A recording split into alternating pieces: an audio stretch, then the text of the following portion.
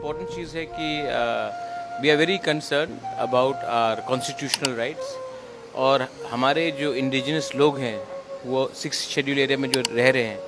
हमारे ज़मीन, हमारा फाइनेंशियल ऑटोनॉमी, हमारी पॉलिटिकल रिप्रेजेंटेशन और हमारे जो नेक्स्ट जनरेशन का भविष्य है उसको अगर हमें सिक्योर करना है तो आज हमें एक आवाज़ में बात करना चाहिए। हमारी प्रॉब्लम्स एक ही हैं, हमारी ज़मीन में बहुत एक्सप्लॉयटेशन हो रहा है, हमारे लोगों को एक अच्छा भविष्य नहीं मिल रहा है और अगर हम चाहते हैं कि हम अपने नेक्स्ट जनरेशन को कुछ दे सके तो इट्स इम्पोर्टेंट दैट आज हम लोग बैठकर अपने पर्सनल डिफरेंसेस को हटाकर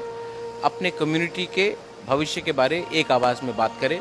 और ये आवाज़ हम तब गवर्नमेंट ऑफ इंडिया के पास ले जाएं। सब लोग हैं मतलब all states are being represented, लेकिन हमारा एजेंडा एक ही है, to constitutionally secure the future of all the indigenous people, be it in Tripura, be it in Meghalaya, Assam, Mizoram, parts of what do you call, जहाँ भी हमारे 10 6 schedule areas है, to constitutionally secure our rights। और जो बांग्लादेश में अब हो रहा है, इतना डिस्टर्बेंस है, अगर आज हमने इंटरनल पॉलिटिक्स बांग्लादेश का देखा है तो और भी ज़रूरत पड़ता है कि हम इलीगल माइग्रेशन को रोकें, इलीगल इन्फिल्ट्रेटर्स को रोके और अपने ज़मीन को कॉन्स्टिट्यूशनली सुरक्षित करें। Land rights, political rights and financial rights is a